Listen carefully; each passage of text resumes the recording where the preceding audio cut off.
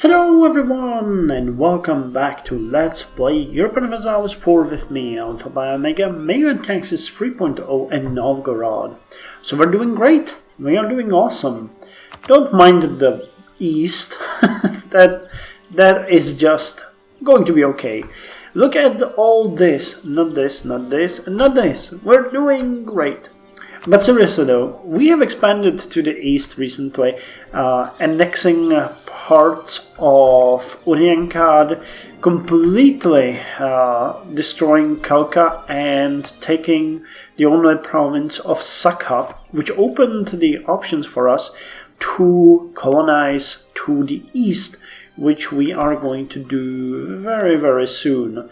The province of Olune and the province of Kochumani, Kochumami will be colonized next in line after we are done with Tainir and this, well actually not this province, this one, Katenga. The province of Ononchataronon will be succeeded by the province of Sagnetauingama. Wow.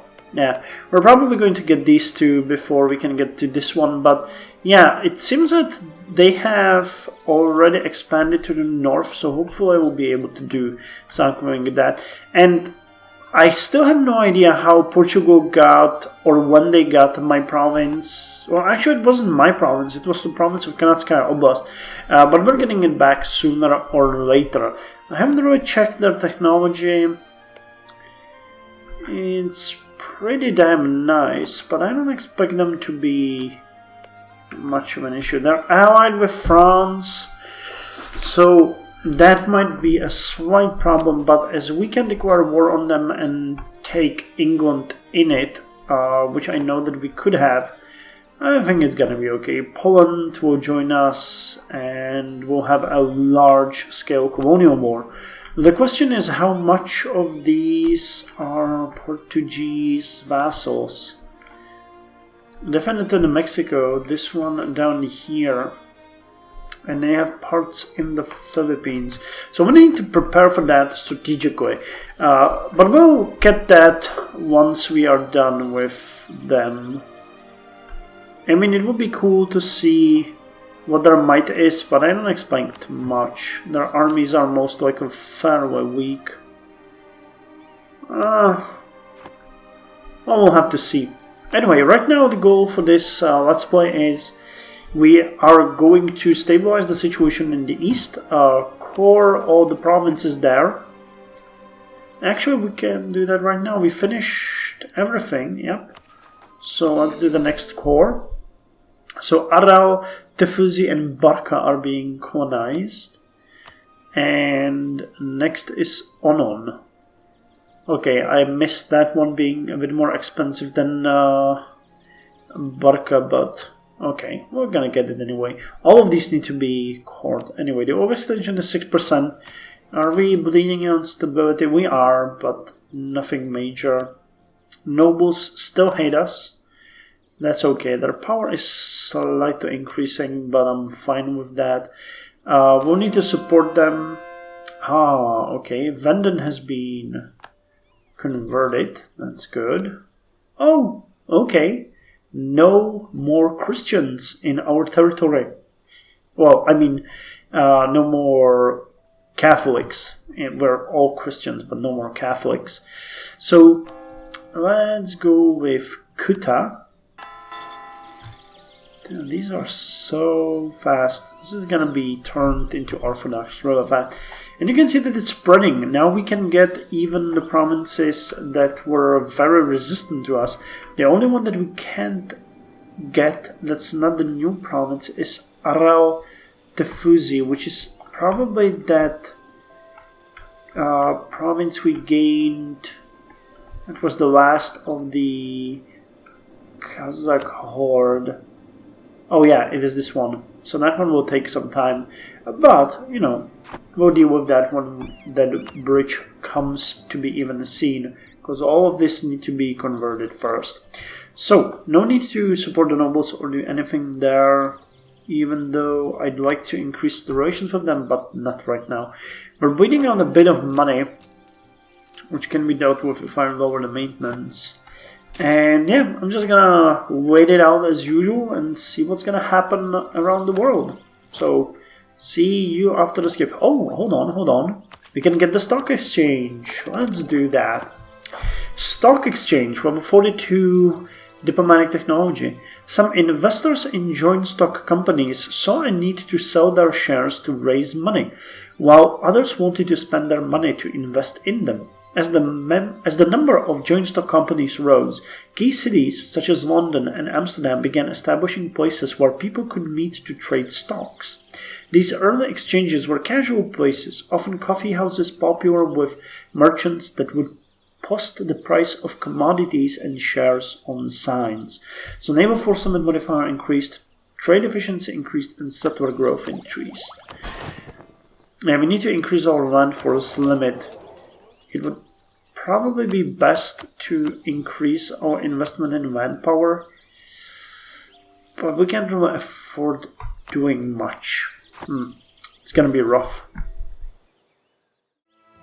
Well, Tinier has become self-sustaining, so it is time for us to expand to the east by colonizing the province of Kochumani.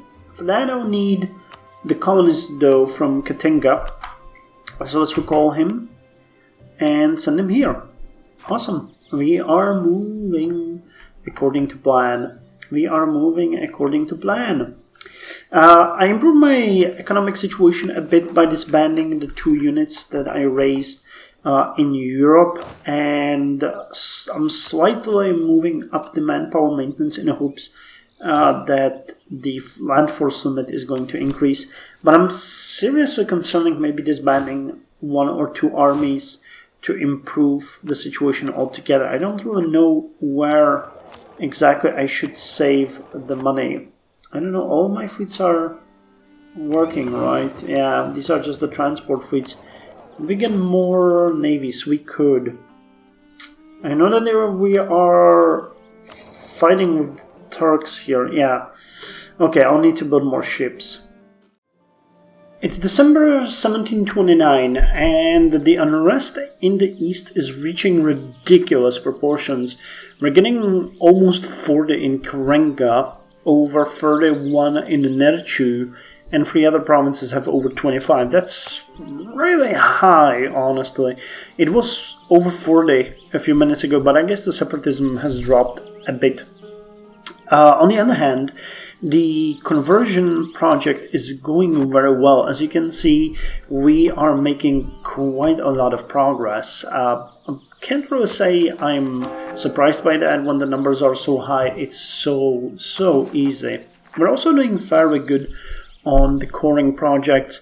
1, 2, 3, 4, 5 provinces are waiting to be converted. So that's going to be converted cord. So I think we're going to be able to do that within this month. Other than that, I keep pushing more money into manpower maintenance in hopes that it's going to increase the land force limit, which is fairly low.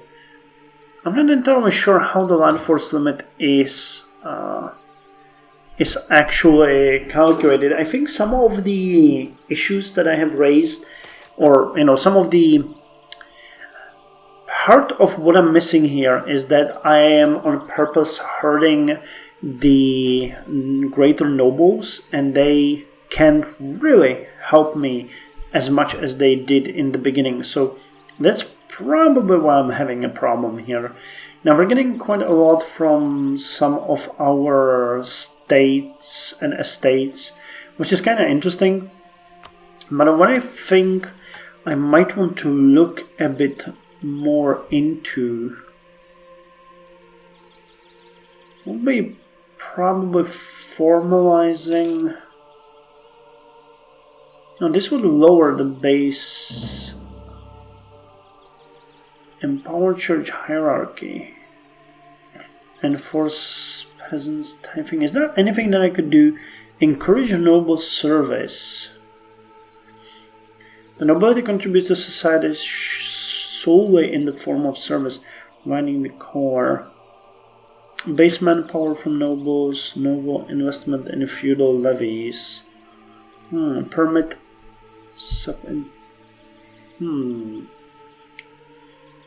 Revenue.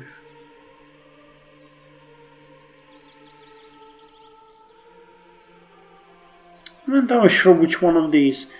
I don't want to abolish direct tax bureaucracy. Extensive charters. There might be something here that would really help. Deformalizing the military administration an emerging state has resulted in a confused mix of standing units and seasonal soldiers, with the nobles' retinue often serving beside full-time soldiers and officers.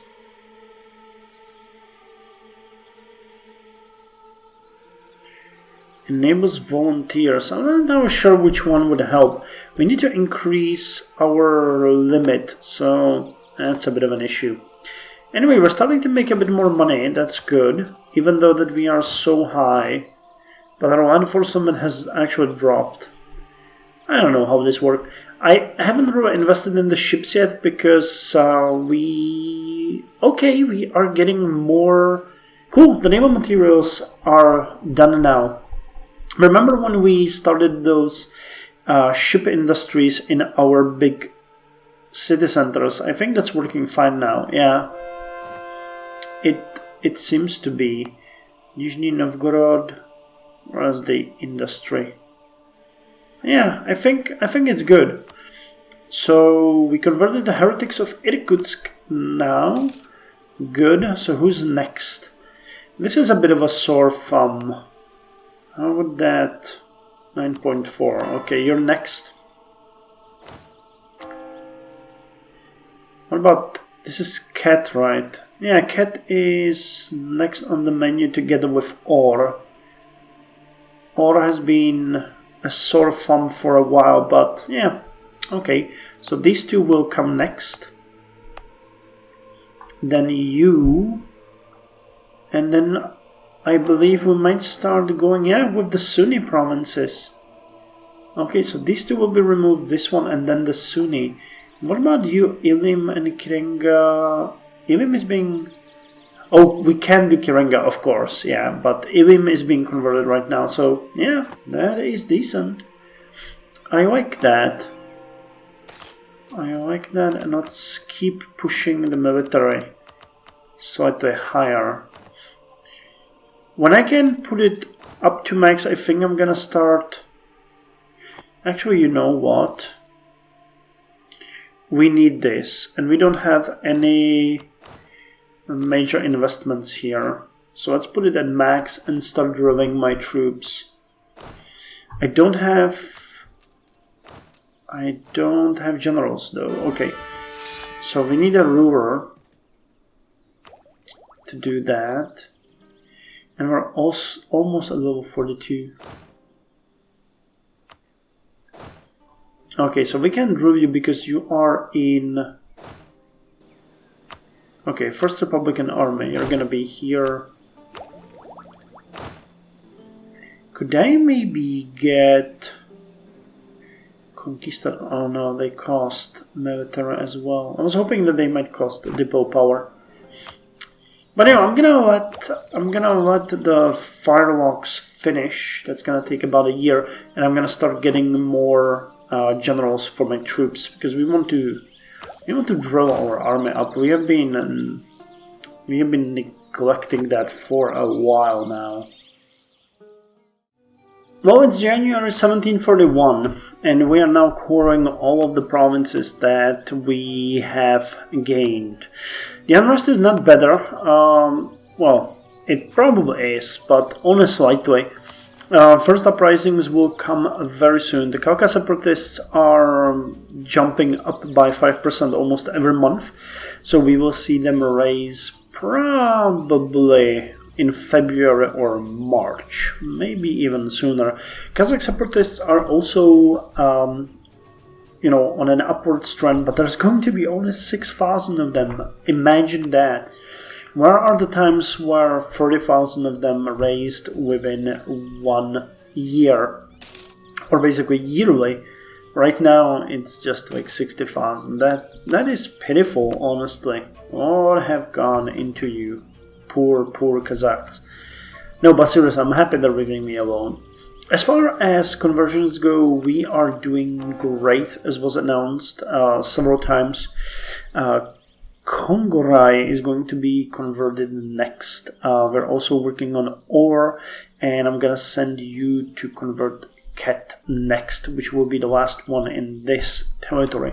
Then we're gonna turn our eyes down south to the provinces formerly belonging to the Kazakh Empire. Okay, we're still at 90. Let's speed it up. So Ket is coming now. Wait, is it? Yeah, okay. So we're getting into higher numbers again, though. It's only, in quotation marks, 6.8% per month, which is still crazy, but separatism is making it slightly harder, and non-accepted culture. It's going to be harder down here too, because we're going to have to be very careful about what we do. But some of these still have some unrest. Some of these will have a bit of unrest when we convert them, but overall it's going to remove the intolerance, and that is what we want. Actually, does that enforce religious? Yeah, okay, that increases the unrest everywhere. But 4 will mean that many of these provinces will actually lose the rest of their unrest. Oh, hey! So where did you raise? In Onon and Kenti. So that means that I'm gonna demolish you here and send you south. What time will we arrive? 16th of April. Yeah, we gotcha. Cool. Cool. So the first revolt has been suppressed, which is going to make this entire area way better for us. And I guess the second separatists are next, right?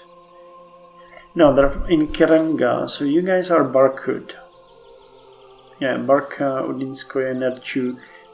Yeah, Barska, Udinskoye, Chita. Yeah, that's the province where we are. Okay, so once we suppress these revolts, you can see that the unrest will be almost non-existent, which is great.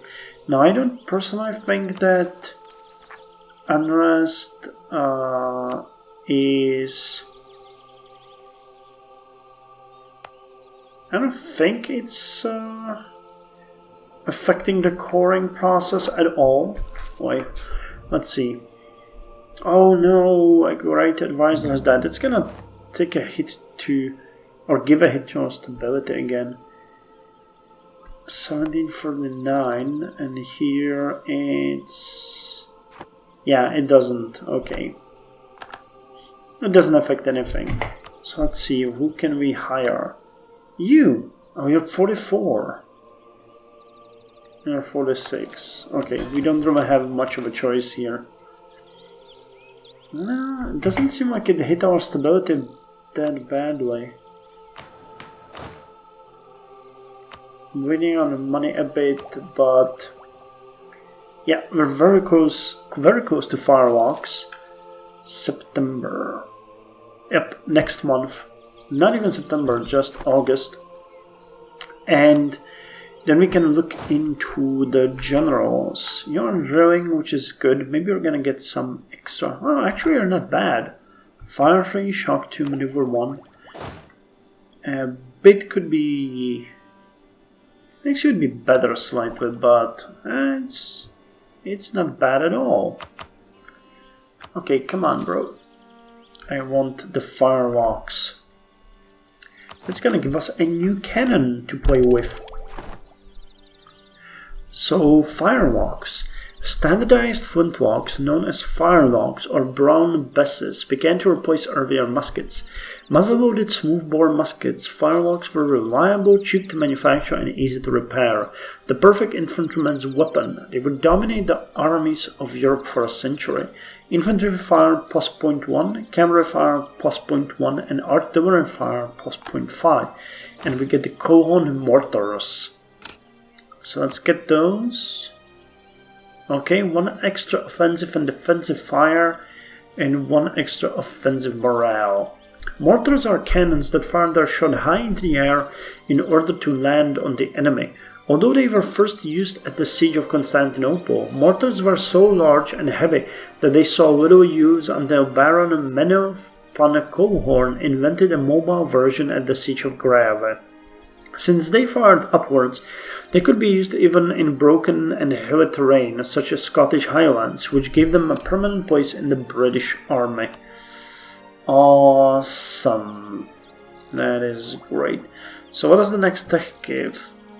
Extra military tactics, land morale, and infantry shock. Oh. Are we doing...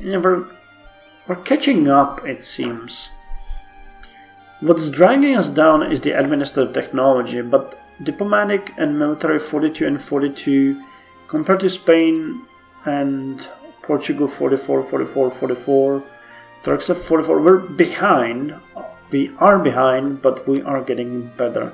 And considering what kind of territory we have and what kind of territory they have, I'd say we are doing good. Wow, look at that! 86 urban development. Yeah, everything has been maxed out. With the exception of the capital. And probably the pathing. Oh, we can't upgrade because we're missing the diplomatic technology. But that is awesome. And how does the autonomy look? I haven't checked this entire episode, honestly. Wait. Oh, here. Damn, that's beautiful. Look at all that green. And our power stretches now all the way to... Is Yug? Okay, Yug will increase it, but here we get 90. That is incredible. Unfortunately, Cherdin is still at a very bad stage. Though they have that capital, I wish they were slightly better. It would probably be better to increase the harbridge here, but I don't know. Or Kazan has a harbridge, so that could help. Maybe. I'm not. Actually, let's check it out. I'm gonna remove all of your provinces and see if we could upgrade it in Chardin. And then I'm gonna end this episode and start the next one as usual. So let's see, construct building, design the project, improve infrastructure, or the harbridge. Improve by rank 1. No, build harbridge to rank 1, so we need to improve it to rank 2. Nope. Okay, I guess we can't upgrade it. Maybe, no, they're not upgrading it. I don't know. I think some parts of the game are still broken. Okay, and we finally can get the Judicial Independence. That's a good ending of the episode. Although the ruler was immune from the law, judges were not. This meant that they could be sued or arrested if their judgment turned out to be wrong. A dangerous concept, especially when rulers had an interest in the outcome of a trial. In 1674, judges won immunity from suit in England, giving them immunity from prosecution for their decision. This was cemented in the 1701 Act of Settlement, which separated the power of the judiciary from the executive and helped justice truly be blind. Stability cost interval -1. That's gonna be good. Still though, we are hemorrhaging stability, but we're gonna get better. We're going to get better very soon. Hopefully. So, join me next time for more EU4 and Novgorod.